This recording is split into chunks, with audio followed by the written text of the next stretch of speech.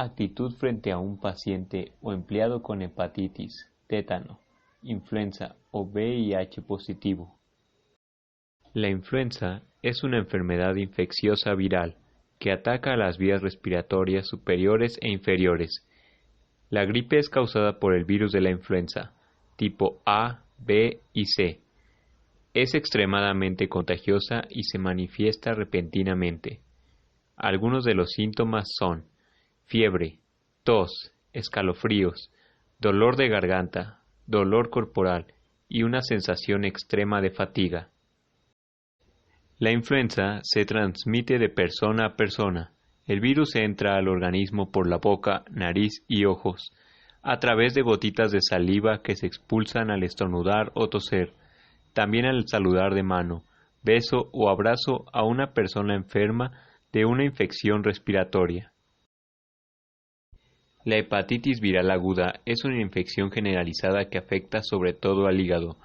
La mayoría de los casos de hepatitis aguda son causados por uno de estos 5 virus: virus de la hepatitis A, virus de hepatitis B, virus de hepatitis C, virus de hepatitis D y virus de hepatitis E. La hepatitis A está presente en las heces de las personas infectadas y casi siempre se transmite por el consumo de agua o alimentos contaminados. Se puede propagar también por ciertas prácticas sexuales. En muchos casos la infección es leve y la mayoría de las personas se recupera por completo y adquiere inmunidad contra infecciones futuras por este virus. Hepatitis B. Este virus se transmite por la exposición a sangre, semen y otros líquidos corporales infecciosos. Otra posibilidad es la transmisión mediante transfusiones de sangre y productos sanguíneos contaminados, inyecciones con instrumentos contaminados durante intervenciones médicas y el consumo de drogas inyectables. El VHB también plantea un riesgo para el personal sanitario cuando éste sufre pinchazos accidentales de agujas mientras asiste a personas infectadas por el virus. Hepatitis C. Este virus se transmite casi siempre por exposiciones a sangre contaminada, lo cual puede suceder mediante transfusiones de sangre y derivados contaminados, inyecciones con instrumentos contaminados durante intervenciones médicas y el consumo de drogas inyectables. La transmisión sexual también es posible, pero mucho menos común. No hay vacuna contra la infección por el VHC. Hepatitis D. La transmisión del VHD es similar al del virus de hepatitis B, con infección adquirida por exposición percutánea. La infección por VHD se presenta como confección en el paciente con infección aguda por VHB y en portador crónico aparece como sobreinfección, que tiene peor pronóstico. Esta enfermedad puede ser erradicada con el uso de vacuna para la hepatitis B. El VHE es un virus RNA, sin envoltura responsable de grandes epidemias de hepatitis aguda. El virus es excretado y transmitido por la ruta oral fecal. La transmisión de persona a persona es poco común. El tratamiento específico o vacunas no existen, y la forma más efectiva de prevención es el uso de agua potable y sanidad adecuada. Tétanos es una enfermedad infecciosa aguda causada por las esporas de la bacteria Clostridium tetani. Las esporas se encuentran en cualquier parte del medio y se pueden adquirir tras la infección de corte o heridas por las esporas de la bacteria. El tétanos no se transmite de persona a persona. En base al Manual de Bioseguridad en Laboratorios de la OMS, los microorganismos se clasifican según su grupo de riesgo. Agentes del grupo de riesgo 1. Este grupo incluye aquellos microorganismos, bacterias, hongos, virus y parásitos que no causan enfermedades a trabajadores de laboratorio y animales, por ejemplo, hepatitis A. Agentes del grupo de riesgo 2. Este grupo incluye patógenos que pueden causar enfermedades a humanos o animales, pero bajo circunstancias normales no producen riesgos serios a trabajadores de laboratorio, la comunidad, los recursos naturales o el medio ambiente. Por ejemplo, hepatitis B, tétanos, hepatitis E, influenza H1N1. Agentes del grupo de riesgo 4.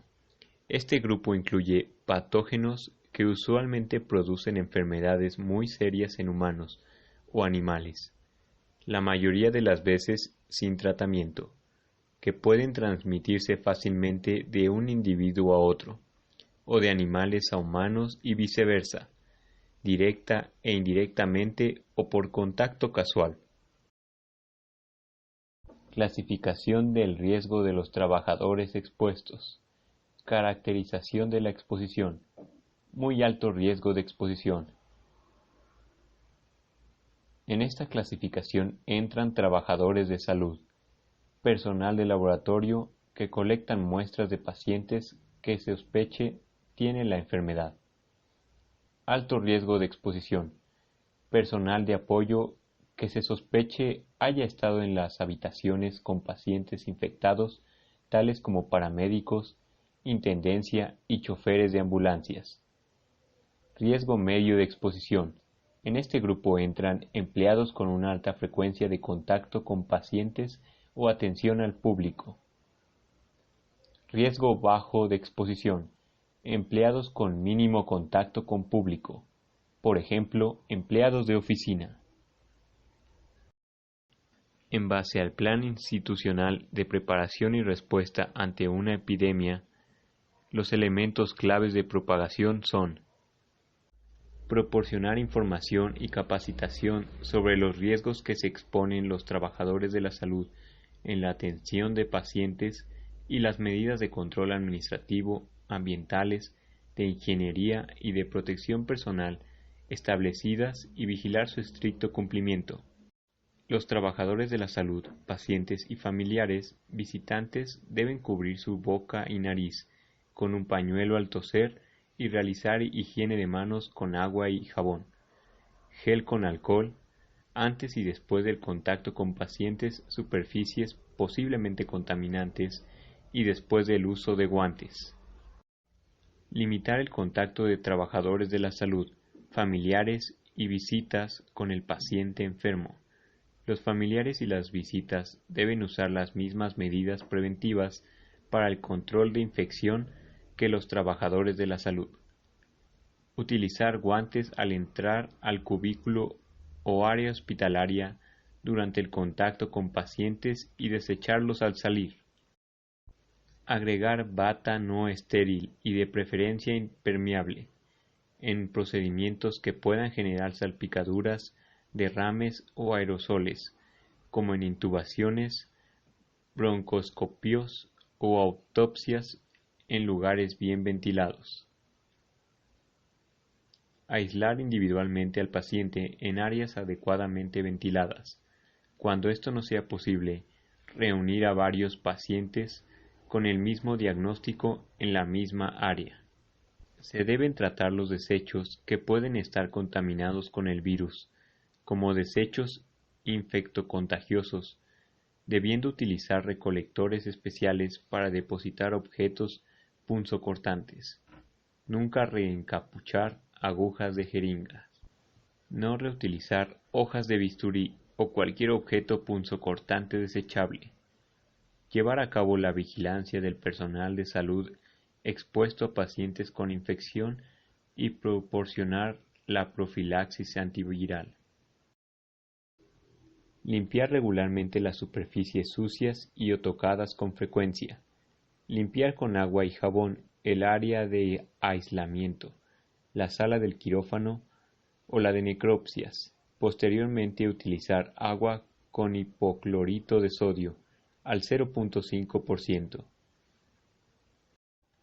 Se debe utilizar mascarilla y lentes cuando se encuentre a menos de 1 metro de distancia del paciente. Traslado de pacientes en unidades médicas Evitar al máximo el traslado del paciente a otras áreas del servicio y en caso de llevarlo a cabo, el paciente debe usar mascarilla. Vigilancia y control del medio ambiente de trabajo. Según la NOM 017, establece los criterios para la aplicación de la vigilancia epidemiológica de padecimientos, eventos y emergencias que afectan o ponen en riesgo la salud humana y que son objeto del Sistema Nacional de Vigilancia Epidemiológica, por ser objeto de programas especiales de salud, por estar incluidas en convenios nacionales o internacionales, o por su magnitud y trascendencia. En base al apartado 5 de la NOM 017, que nos habla de organización, estructura y funciones, se tiene el punto 5.2.6, que nos dice que los grupos institucionales se integrarán con los servicios de epidemiología o sus equivalentes en cada una de las instituciones del Servicio Nacional de Salud y en los diferentes niveles técnico-administrativos. Controles administrativos. Estos son componentes importantes que los administradores de servicio de salud deben adoptar para contener y mitigar los impactos de patógenos que pueden construir una amenaza de salud pública y deben incluir los siguientes componentes. Seleccionar, comprar y dotar de materiales e insumos suficientes para la correcta atención de pacientes, de higiene personal y de instalaciones. Seleccionar, comprar y proporcionar el equipo de protección de personal requerido. Proporcionar información y capacitación sobre el cuidado de la salud y el correcto uso de equipos de protección personal. Minimizar las prácticas que involucren el contacto cercano de 2 o más trabajadores y optar por teleconferencias, correos electrónicos y evitar que un grupo considerable de trabajadores permanezcan en un solo sitio. Determinar áreas especificadas de aislamientos bien ventiladas y señaladas. Mantener acceso restringido a las áreas de atención de pacientes y limitar al máximo número y horario de visitas. Vigilar que se realice la recolección, transporte, disposición final de forma adecuada de los residuos peligrosos biológicos infecciosos. Descartar viajes a lugares con alto grado de incidencia de la enfermedad y reducir el número de personas que visiten la unidad médica. Detección temprana, aislamiento y comunicación de nuevos casos, y programar revisiones médicas periódicas y preferentes para los trabajadores ocupacionalmente expuestos. También existen los controles ambientales y de ingeniería, como puede ser la higiene permanente de las instalaciones y el entorno que incluye el área de mayor circulación y de uso común como los baños, elevadores, escaleras, pasamanos y puertas. Otro de estos controles es la adecuada ventilación y la instalación de protectores para las personas que tengan contacto con el público. Como la interacción de ingeniero biomédico a paciente es nula, como trabajadores del área de la salud tenemos que estar al margen de las distintas leyes que rigen, como es la Ley General de la Salud, en su título primero, Disposición General, capítulo único, en su artículo tercero, en su apartado número 13. El control sanitario de procesos, uso, mantenimiento, importación, exportación, disposición final de equipos médicos, prótesis, órtesis, ayudas funcionales, agentes de diagnóstico, insumos de uso odontológico, materiales quirúrgicos, de curación y productos higiénicos. Es de suma importancia saber los conceptos que da esta ley. Como lo dice en el capítulo 8, en el artículo 262, para los efectos de esta ley se considera por equipo médico, los aparatos, accesorios, instrumental para uso específico, destinados a la atención médica, quirúrgica y a procedimientos de exploración, diagnósticos, tratamientos y rehabilitación de pacientes, así como aquellos para efectuar actividades de investigación biomédica, como en las prótesis, órtesis y ayudas funcionales, aquellos dispositivos destinados a sustituir o complementar una función, un órgano o un tejido del cuerpo humano. Agentes de diagnóstico.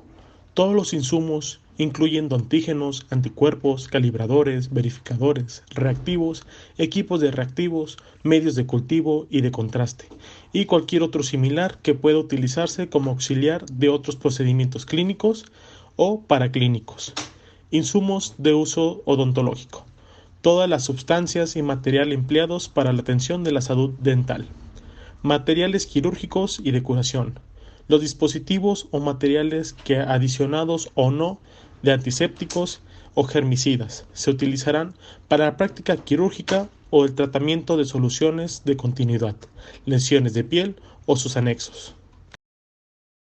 Productos higiénicos. Los materiales y sustancias que se apliquen en la superficie de la piel o cavidades corporales y que tengan acciones farmacológicas o preventivas. Siguiendo en este mismo capítulo, en el artículo 263 nos habla que los equipos médicos, prótesis, órtesis y ayudas funcionales deberán expresarse en la etiqueta o manual correspondiente de las especificaciones de manejo y conservación, con las características que señala la Secretaría de Salud.